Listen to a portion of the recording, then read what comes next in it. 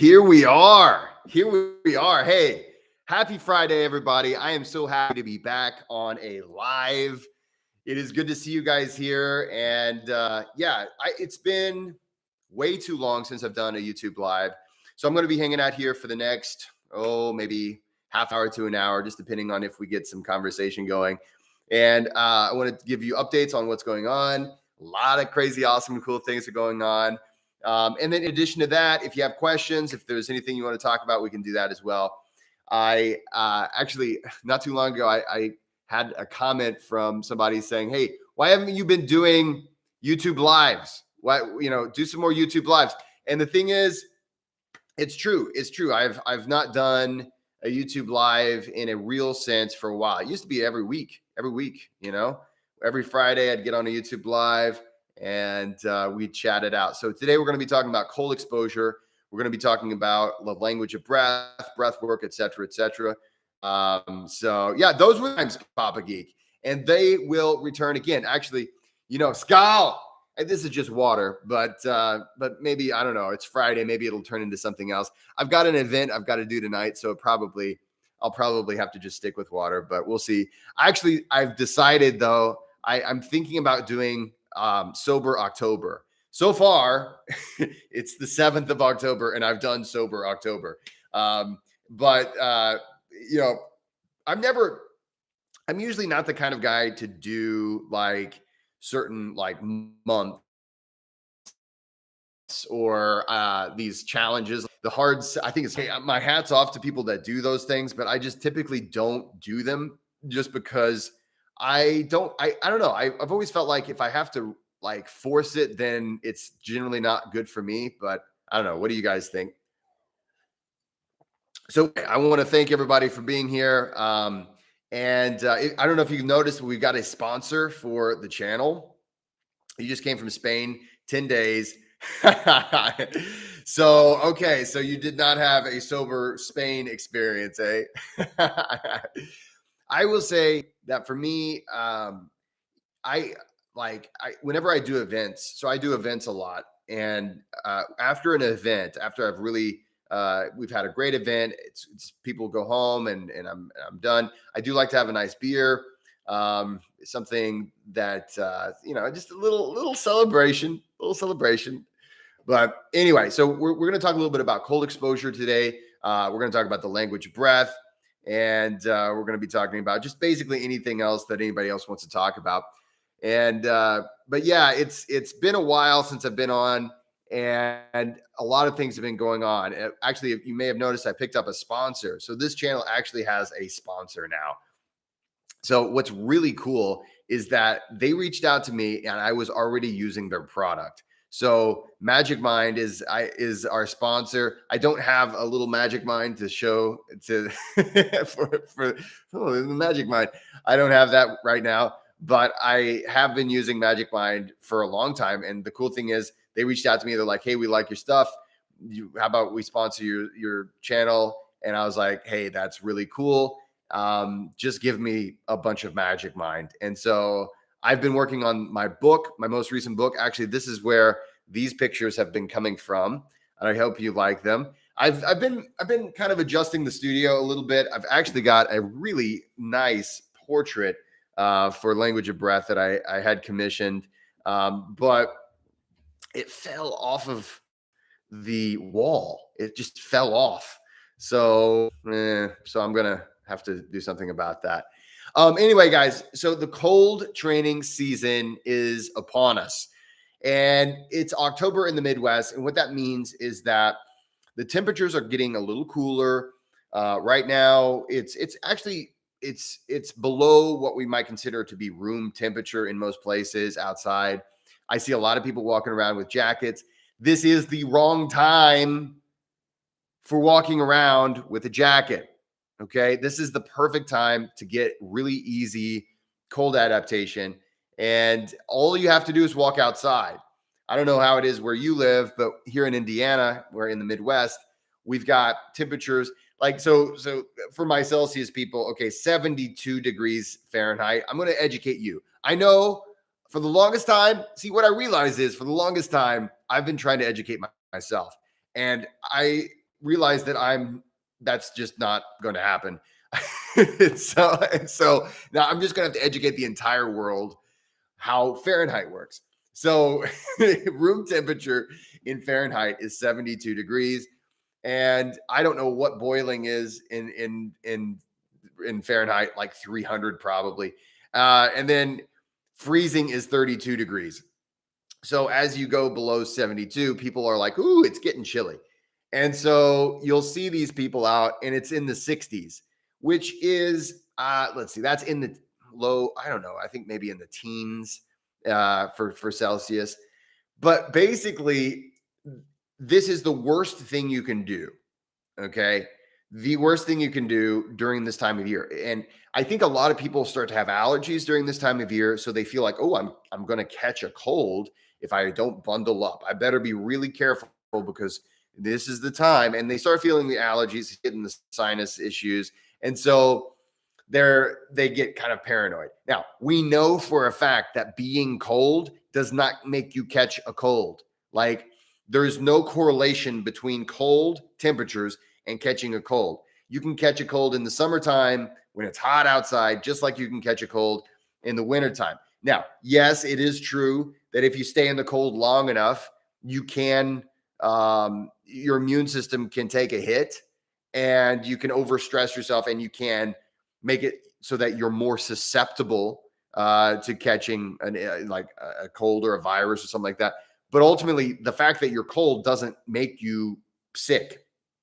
And so actually, I'm working on a video on this because there's for the longest time when it came to the history of medicine, this dominated the medical field for thousands of years. If you get into the cold long enough, you will get sick. Now, this was based in science, or not science. This is based in, I don't even know what to call it. The opposite of science. This was based in like pure speculation. But people were doing their best. Like, for instance, Hippocrates, the father of modern medicine, believed that if a person got into the cold long enough, it would likely make them sick, because back then they believed in this thing called the four humors, which ultimately was the belief that that humans are made out of four liquids, and when those liquids get out of balance, that's what makes you sick. That was the longest lived theory in medical history, is that you were made out of four liquids. Okay, so we've had a lot of stupid, like really dumb ideas over the millennia. And so now we're doing the best we can. We're doing better now than we've ever done. But of course, now, instead of thinking that we're made out of four liquids, now we think that, well, everything has a pill. Like, I think in the future, when they look back on our period, they're going to say, well, these people just thought that everything had a pill that you're supposed to take, as opposed to looking at ourselves holistically. And so this is actually what my new book is about, is ultimately looking at ourselves holistically. It is about breath work, but it focuses on the fact that I don't care how much breath work you think you're doing, if you're looking at yourself in a detached way, which is really easy to do. Most people, even though they're like all about mind and body, they're looking at themselves in a detached way. And so this book that I'm coming out with next year, I'm almost done with the book, by the way, and it's going to be awesome. Like, I'm doing the revisions and all the edits and stuff right there. It's going to be good. I promise I've not put as many dad jokes in this one. That my first book, A Practical Guide to Breathwork, it had some jokes that were maybe just like, oh, come on, Jesse, you don't have to do those kind of jokes. This one is a little less like that. There are some jokes in the book, okay, but it's not as it's not as over. Actually, I'll tell you this. Okay, so my editor, this book, my first book was self-published. This book is not self-published. I'm going through a publishing house. So I had an editor who read it, and I had a ton of like jokes. And the editor was like, it's so humorous that it's hard to pay attention to the content. And I was like, oh man, I've done it. I made it so that it's just a joke book. So, so I had to go back. I had to like cut out like 2/3 of the book because it was just too much, just like dumb jokes. Anyway, but yeah, for the longest time, we felt humans believed that we were made out of four liquids. And I mean, we're talking thousands of years. We're talking we're talking all the way up to 1865. Even in that time, well, 1865 is when germ theory arrived on the scene. That the idea that it is a virus or a bacteria that causes your symptoms, that was 1865. That was when that arrived on the scene. Before that, they believed, I mean, it was just common knowledge. Well, of course, you've got four humors and they've got to be balanced. In fact, George Washington, so our the first president of the United States, his name was George Washington. And he was, I mean, there's all sorts of legends about George Washington. One of the legends about him is that he had wooden teeth. I don't know. I don't know if you are watching and you know whether or not George Washington had wooden teeth, please let me know. But, there's all sorts of legends about George Washington. But the truth is, the way he died was because at the time they believed in the four humors. And so they were like, okay, you've got a sore throat. Great. So, so the way we need to cure the sore throat, like, think about how you would cure a sore throat. Gargle some salt water, maybe rest, maybe, there's all kinds of things that I would think of. Maybe, okay, I've got a sore throat. What should I do? What did they say we should do? Well, we need to drain your body of blood because that, like, I'm not even kidding. They're like, okay, you got a sore throat. All right, I'm a doctor. I know what to do about sore throats. So okay, does anybody got a knife? And I mean, at that point, you've got a former president of the United States, and they're like, okay, you got a sore throat. What we need to do is drain your body. And according to the reports that survive, they drained his body of like 40%, 40% of his blood. And they're like, oh, he's dead now. And they're like, that sore throat, that was a tough sore throat. That was the sore throat that killed him. Everybody agrees, right? That it was the sore throat. It wasn't this thing where, like, it wasn't this thing that we just bled him of all his blood. It was the sore throat, right? That's what we're going to write down. We're going to say we did the thing, that medicine says we should do, which is drain him of all of his blood. But we're agreeing that we didn't kill him. It was the sore throat. So yeah, that actually happened. And so we've always, human beings we've had a lot of misconceptions about ourselves. And I think when we look at ourselves later, hey, Brandon, nice to see you here, buddy. Good to have you. Hey, we're back. And I'm really going to try. I promise, guys. I know I said this last time and I didn't do it. I am going to try to do more regular YouTube lives. And some of you guys actually, I've been on Instagram a lot lately, doing a lot of Instagram. Instagram is so much easier than YouTube. You don't have to edit things. You just put a picture up and then you type some things and you're done. So YouTube is a little more challenging, but I can always do these. I think I can do these YouTube lives. I'm in the process of finishing this book, so it's been crazy, but my goal is to do a YouTube live every Friday because I like doing it. I like seeing these comments from names of people that are awesome. And if you're watching or you're listening, ask questions, make comments. I'm here to have a good time. It is Friday afternoon. Andre, hey, good to see you here. So anyway, I think people are going to look back at this time as, we look back at like the 2,500 years of the belief of the four humors. Like, for instance, I mean, there's so many things that you could look back on that, and is just it seems ridiculous. They believe that you're that like anyway, they believe in the four humors. I think in the future they're going to look back at this time and say these people believed that they were robots. These people believe that they are machines and that they could just put a little pill in there and it's like some magic code. Because I think the industrial revolution has really affected us in ways that we don't even really think about. Like if you think about a machine, it's no big deal to put a machine, like sit a machine in an office for 8 hours a day, poorly ventilated, and not move. And yeah, a machine, it would be no big deal if you do that to a machine. But a human being is not built for that. Human beings, we need to be moving around. I mean, sitting all day long, it's killing us. Like there's all kinds of research that shows that there is a huge connection between our inactivity and our anxiety, and anxiety leads to all these other things.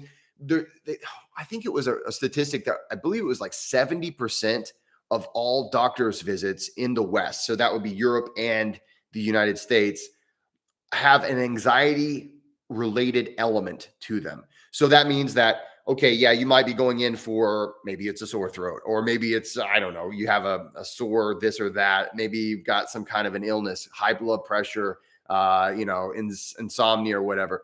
But in like, I believe it's between 60 and 70% of these cases, there's an anxiety element where the person says, I'm also experiencing high anxiety. Like, just think about that. How do we not notice that? Ian, nice to see you. Hey, take a look. Take a look at this shirt. See that? Look at that. Okay, and then also, guys, you're about to notice this right here. Let's see. Yeah, you can see it. See that? That's the language of breath. So this is kind of a big deal. This is kind of a big deal, and I'm changing subjects for just a minute because Ian complimented my shirt. So thank you, my friend. So I've been bogged down with my book, but I actually did release the Language of Breath online program, and I am training breath workers. So if you would like to, if you are interested in joining me in the world of breathwork and joining my collective, which is the Language of Breath Collective, very soon I'm going to be putting out the call for anybody who wants to train to become a breath worker. And that might be something that you wanted to do to add to your practice or to add to your business, or maybe you just really are passionate about it and you want to be trained and you want to do it right. One of my students from this year's class said she was trying to teach people breath work, but she called it was like black market breath work, where she was trying to put it together on her own, but she was like, I'm so glad I actually trained. So that is here. That is not later. If you go to languageofbreathcollective.com, you can find that. So the course is out now, and that is my complete philosophy of breath work. It is different from everything else that is out there. So it's not rewarmed Wim Hof method or Vivation or Buteyko or any of the, it's not that. It is simply looking at the human organism as a whole entire thing, not a mind that drives around a robot body, and learning how to form a relationship within yourself, which is ultimately what we are. That's the thing that we don't realize. We think of ourselves as I am a conscious computer head that is driving this like flesh robot around. And it couldn't be further from the truth.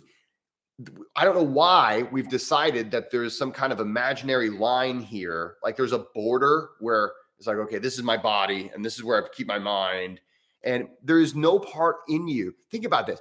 There is every cell in your whole being has an enormous amount of intelligence. There is an intelligence everywhere that you are. There is no part of you where you are not.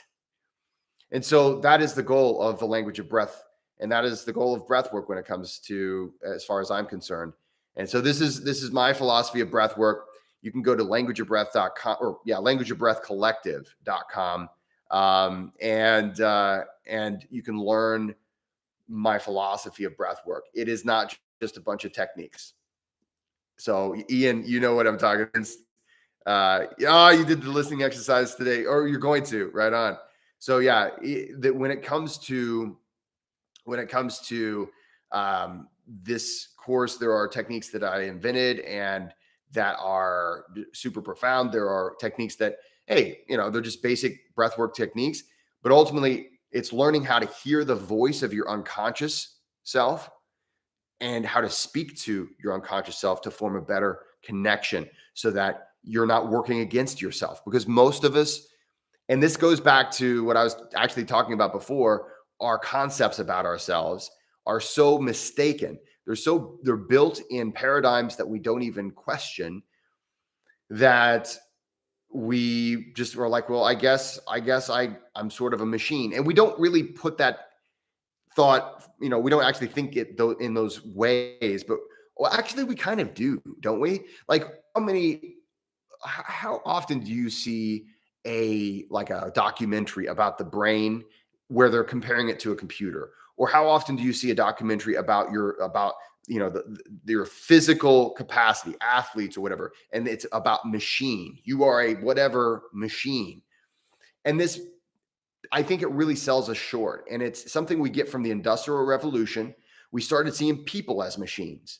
And I think that really sells us short. I think we are so much more valuable than a machine, not just at value, but also there's so much more complexity to us than a machine. And if you actually treat a human like a machine, I think that's abuse. And I think we accidentally abuse ourselves because of that point of view. But yeah, anyway, um, that is the language of breath. That's kind of the ethos of the language of breath. And the online course is available now. It is worth a lot more than what I'm charging for it, but I want to make it so that it's not so far out of people's price range. So it's $3.99. If you're in the Patreon club, you get a big discount on that. So check that out if you're in the Patreon club.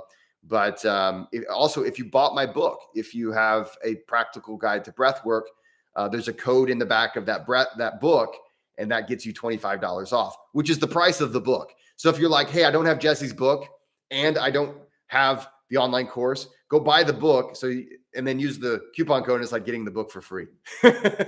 So anyway, that's where this shirt comes from. That's the whole point of this shirt, is the language of breath. And actually, I've got an event tonight for the language of breath as well. So we're getting it out there. I'm sharing it with, actually in January, I've got some high schools that have contracted me to do full sessions. If only I knew, like I think about this all the time. I've got a son, he's 7 years old, and I'm slowly but surely teaching him breath work. But the biggest thing I'm trying to do, I'm trying to help him avoid fall into the pitfalls that we normally fall into. One of those pitfalls is mouth breathing, or just like a lot of the things we don't even think about. When you feed a child sugar, I know all the parents are going to be like, Jesse, you're no fun. And I get this. I get this from my family, and I get it from a lot of people that I'm friends with. Hey, Jesse, you're no fun. And I do let my kid have ice cream, and I do let him eat candy. Okay. I try to minimize that. But when you do that, you are changing your body chemistry, the chemistry within your blood, and you're changing the way you breathe, which changes the way your autonomic nervous system expresses physical state. Your physiology changes with this. So when you eat sugar, it starts a cascading effect, and they say, oh, it doesn't give them a sugar high or whatever. They don't understand how this works, because when you ingest sugar, or even just processed foods, things that are like high carby, like simple carbs, your cells start to produce more CO2 than normal. And if you've taken my course, or if you've read my book, you know what that does to your breathing. You know, you're going to start breathing hard and heavy. And then that's going to feed back that's going to speak to your unconscious self. which is going to increase your breathing, which will increase your autonomic arousal, which increase, like, there's all sorts of things which changes how your physiology expresses itself. And it's become so normalized that it's just kind of a thing. Now, I'm not sitting here saying never eat a pizza because, hey, I like pizza. I'm not sitting here saying don't enjoy life. Like, I think people take this way too far, but I am saying the standard American diet, I mean, the acronym is SAD, and I think that's very apropos because I go to the grocery store and I see people with like all of this, like, just sugar water, right? Soda is just sugar water. Like, if you get Mountain Dew or Pepsi or Coke, it's just sugar water, and they've got gobs of it. And you put all that sugar in your system. Not only are you affecting how you're breathing, which affects how you physically express yourself, you're also, if you watch my video from my most recent video, you create glucose, high levels of glucose, which leads to insulin resistance, which can lead to cancer and high blood pressure. Like, there's no real mystery as to why we're all so sick in the West. The problem is that it's very difficult to make changes. And we have this mentality that you have to make changes overnight. Like, because, and hey, yes, if it were possible, and I'm not this kind of person. I am not the kind of person that can make a major life change like snapping a finger. It took me a long time to stop. I used to smoke. Like, these lungs once were full of cigarette smoke, right? Oh my God. I used to do that. I can't believe that I did that, but I did that. There was a lot of smoke coming into these lungs, just if you know what I mean. But I had a lot of, and then I used to eat nothing but processed foods. Like, I had the worst possible diet. Like, it took time and patience and positive thinking and just basically saying, okay, I'm going to continue to do better because better is better, right? And I'm not going to judge myself for not being perfect, but I'm always going to try to do better. So that's how it works for me. And that's how it works for most of my clients. I very rarely get a client and I'll say, hey, this is the goal. Very rarely do I get a client who instantly just changes their diet or habits and stays with it. Yeah, maybe a person will go a week or two when, oh yeah, I'm 100% changed, but those are normally the clients that will fall back on the old ways. And that's what I would do too, because you have to slowly but surely train. And this is part of the language of breath.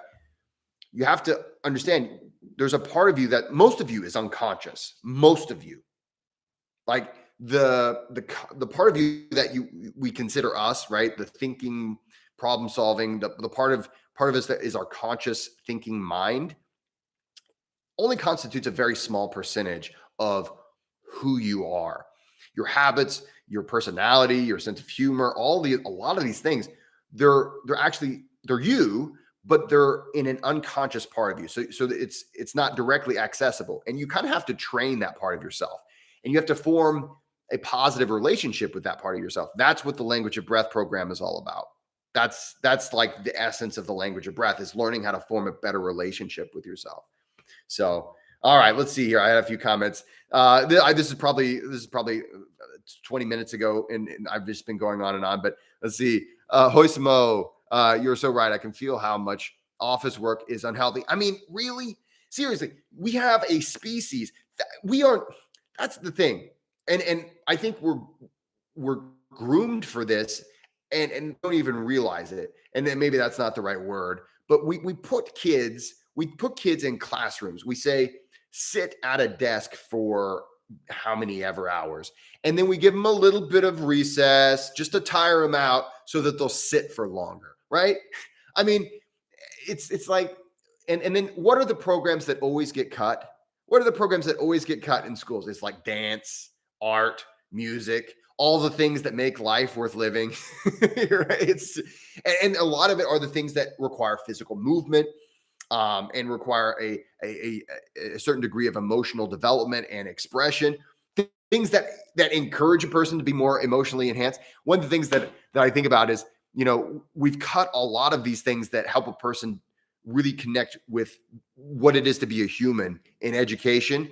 And we wonder why everybody's so crazy these days. We wonder why there's so much just like, oh my God, what is wrong with it? Everybody's depressed, everybody's mad, everybody's at everybody's throats.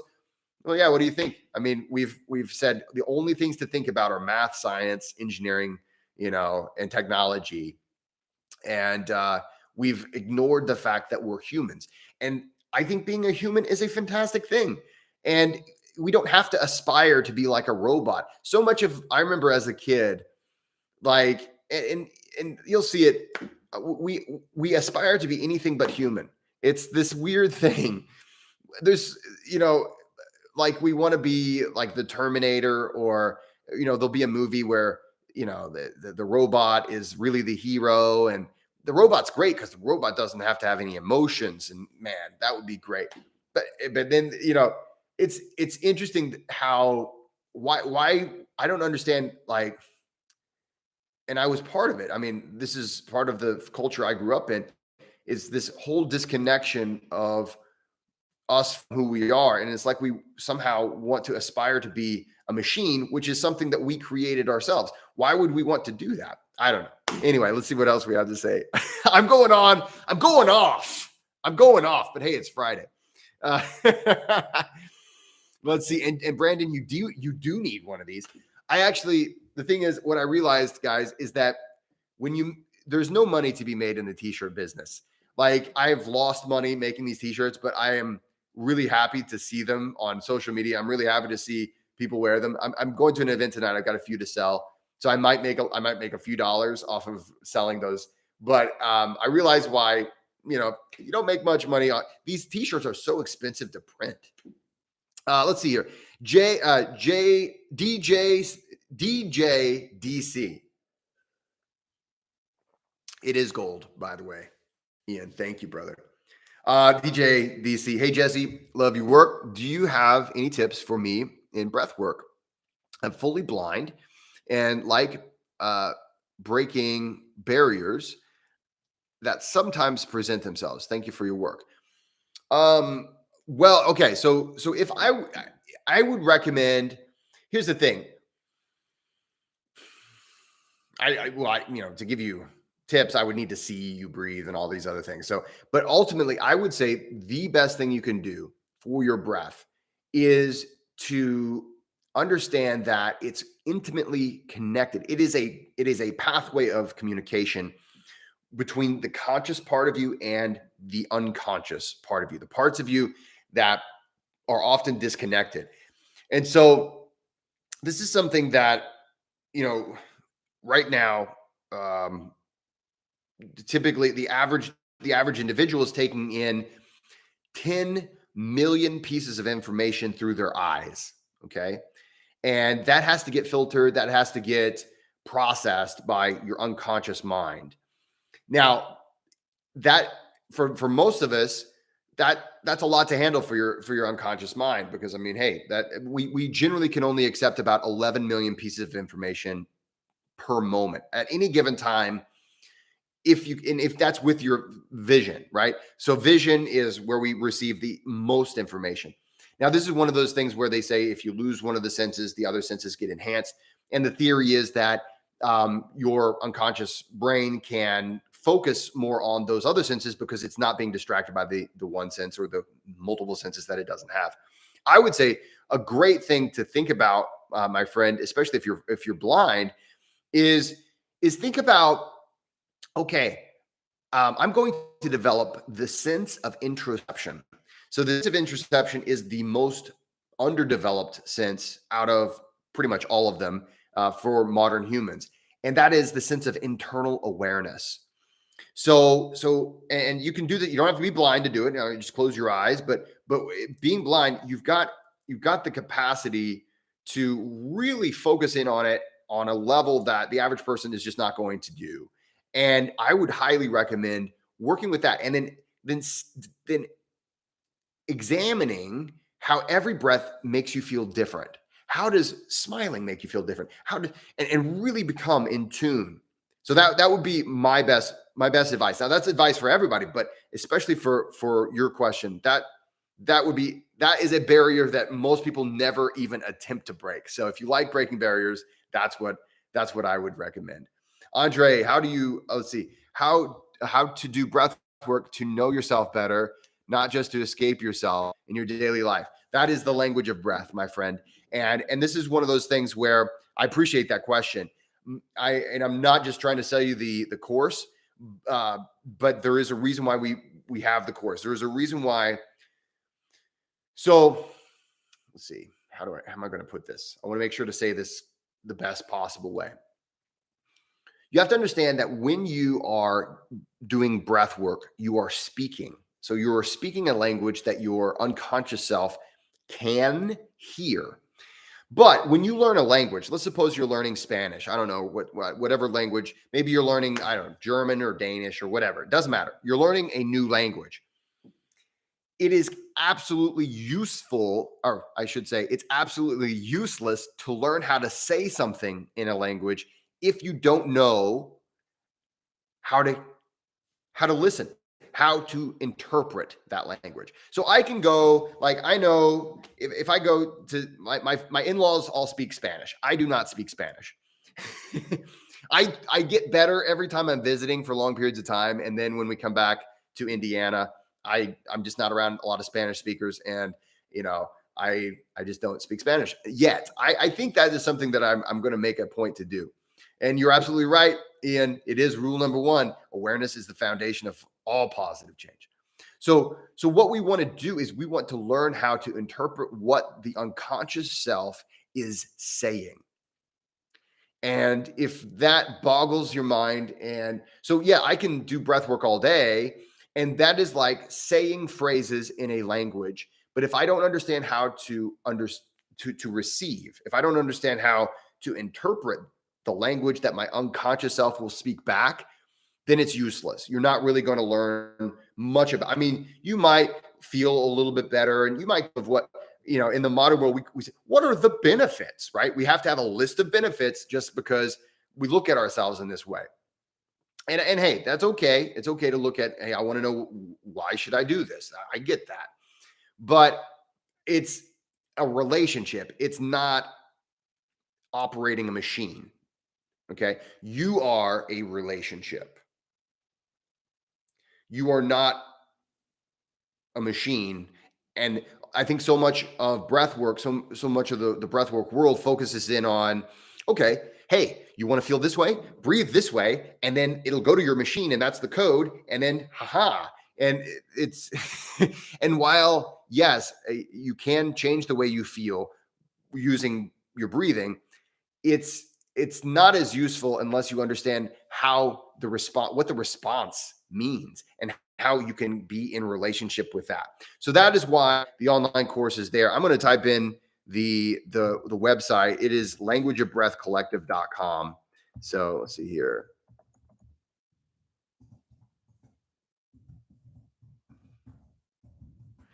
If you want to check that out, that is where you can find not only myself, but all the Language of breath workers that I trained. And if you'd like to be one of those, we're going to be accepting applications. Actually, we're accepting early applications on the website right now. And I don't accept everybody, but we do a online training we do 14 hours of online training, and then we do a in-person intensive. If you would like to get trained directly by me, and we'll be out in Colorado, a place called Silverton, Colorado. Is like the most beautiful place on earth for 4 full days.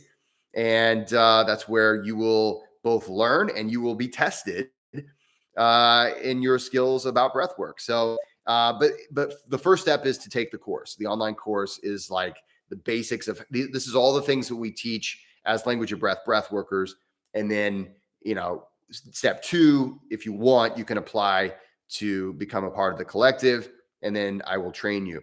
So the thing is about breath work, there's a lot of sources that you can get an online certificate or whatever. And hey, great job. What if that's what you're looking for? But I don't want people in my breathwork collective, especially some people who are practicing these techniques that can be incredibly profound, unless I have actually physically trained the person. So that's why that's the only way I'm going to do it. Like, I'm never going to have a certificate or something like that. Oh, you can get it online. And I'm not saying that it's all bad for there's some of them out there. Maybe it's okay, but I like to have the hands on. And also we get to do sing-alongs. I want to hear you sing. I'm teasing. I don't make you sing, but but we do have a really good time, and it really is like absolutely unforgettable. We had just an amazing time. So actually, guys, next month we're going to be having a seminar, a free online seminar. The Language of Breath Collective is getting together. If you are interested in that, you can go to languageofbreathcollective.com, and there's a free sign-up sheet, and you'll get the information emailed to you, and then you can come to our online summit. We'll be doing breath work, talking about breath work, and then you get to meet some of the other people that are part of the Language of Breath Collective. Maybe it's like, hey, I don't know if these people would be my kind of people, but really, we've got some awesome breath workers. So anyway, let's see here. Yeah, and Andre, when it comes to escape, a lot of people use breath work for that nowadays too. We've always used things to try to escape. So the thing is, we have this concept of control. If you learn to control your breath, then you will control the way you feel, and then you control your emotions, and then you control your life. And here's the thing, if that goes back to this whole, literally addiction, drug addiction, alcohol addiction, all of that is an attempt to control the way you feel. It's an attempt to control your emotions. And it's looking at yourself as less than someone who can handle emotions and feelings. And the thing is, what we can do when we learn the language of breath, we can form a relationship within ourselves so that we can take action, and we can actually stand to feel emotions, and we can become far stronger working with ourselves rather than looking at it like, I'm going to control you. And in the language of breath, we say that if your goal is control, then you never get to rest. So think about that. If there's a reason why I'm glad that I don't consciously control my heart or my stomach. Yes, I can consciously ask my unconscious self, hey, we need to relax. Can we dial it down a notch? I can do that. And then I can listen to see if my unconscious self heard me or if it interpreted my message correctly. And this all has to do with how you do the breath. So there's a lot of times a person will say, what's a technique that I can do for, I don't know, sore tooth or, and it's not, and it's like, that is really oversimplifying what this is all about. We have to understand it's not just the technique, it's how you breathe the technique. If I say, take a breath, there's like a million different ways you can take that breath. So understanding how that breath, how taking a breath can influence the way you breathe and the way you send a signal to your unconscious self, all of those things are part of the language of breath. So anyway, but I digress. If you'd like to learn more about that, languageofbreathcollective.com. Sign up for our newsletter, sign up for our upcoming seminar, and then take the course. It's a course I'm really proud of. And I actually featured some of our breath workers in the course. So when you become part of the collective, one of the things that I do, I try to help you with your breathwork career any way I can. So that's something that I put some of my breath workers in the actual course itself. So you'll meet some of the breath workers in there. Let's see here. Ian's been saying a few things. I've been through the course. Yes. Thank you, Ian, many times. And I've worked with Jesse one-on-one. Yes, Ian, that's right. Before taking the course, and it still changed the game. So I thank you for bringing that up. Yeah. We worked together. I think we had multiple, like a few months of working together. And then you got the course. And then I didn't see you for 6 weeks, 7 weeks. And then we met, and then it's like, whoa, wow, so yeah, it's one of those things where um it there's so much to breath work that oftentimes we oversimplify it. And I'm not trying to make it sound more complex than it is. It's just that it is. I mean, there are things that are simple about it, but there are things that are far more complex than a lot of times we think they are. And so that's what the course is all about.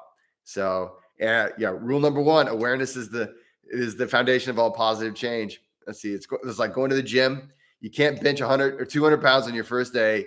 You're likely capable, but not there yet. Absolutely, absolutely, Ian.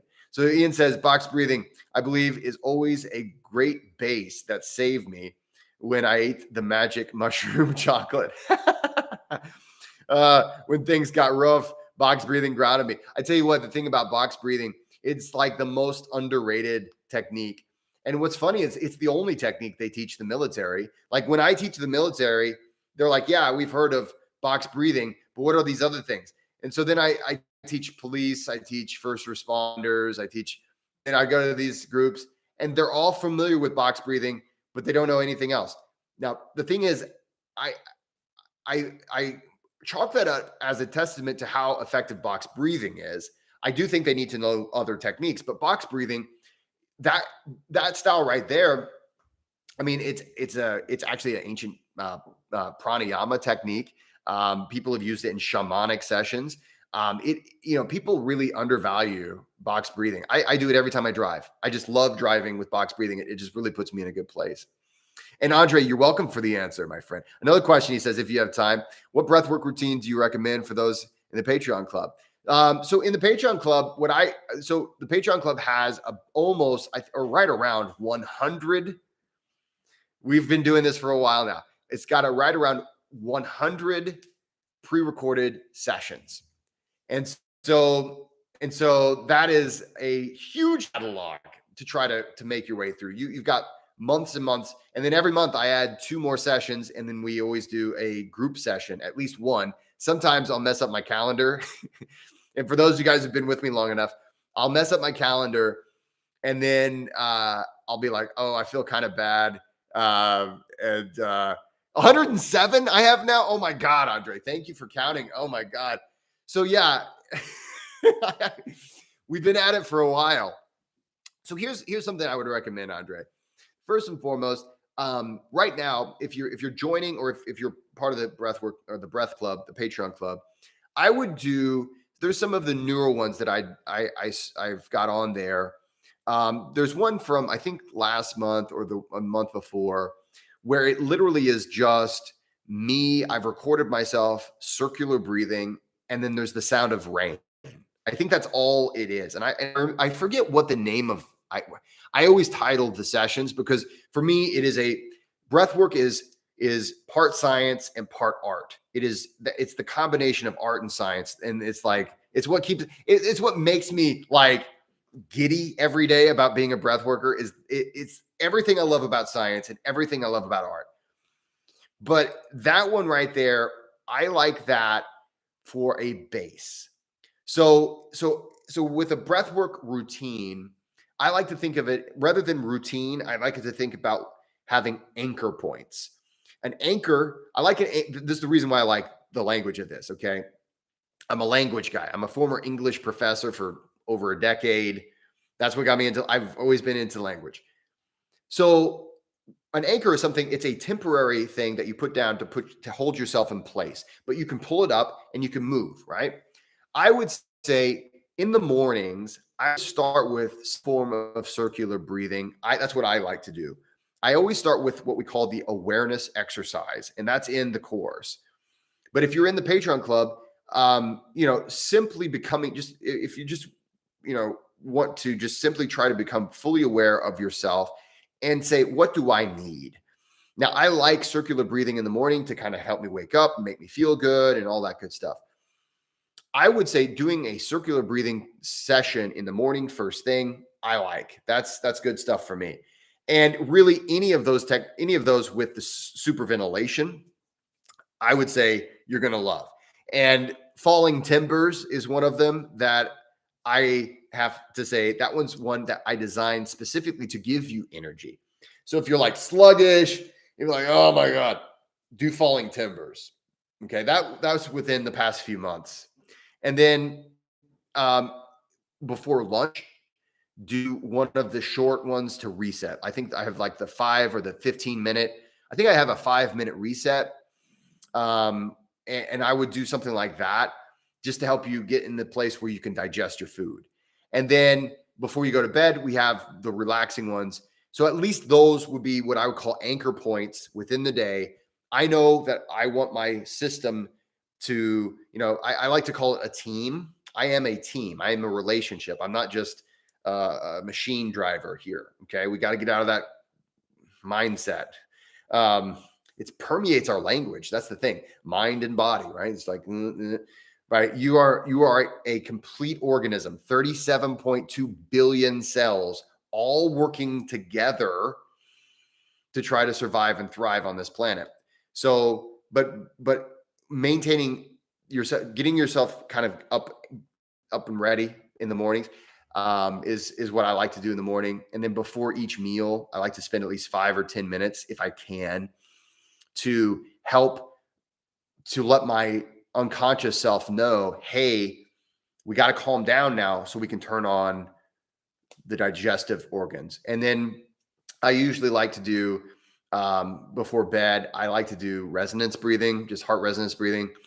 On the Patreon Club, I have that. But really just any kind of balanced breathing or relaxed breathing session. This month, I was asked to do a kids breathing session. So I'm going to try to do one session for kids and then one session to relax. Here's a sneak preview, guys. That's what I'm going to be trying to do this month for the new editions. I'm always like, hey, every month there's new people that come in. Every month there's people that leave. And I'm always like, for the people that leave, I'm like, was it my new session? Did you just not like my new session? So I don't know, but my goal for this one is something for kids and then something for to help kind of calm down before you go to bed or before taking a nap or something like that. Anyway, guys, I got to get ready for my event tonight. It's starting in about 35 minutes. Well, not starting. I have to go set up and I have to be there in about 30 minutes, 35 minutes. So I'm going to have to get off of here. Check out the course. It's worth more money than what I'm charging for it. I'll just say it that way.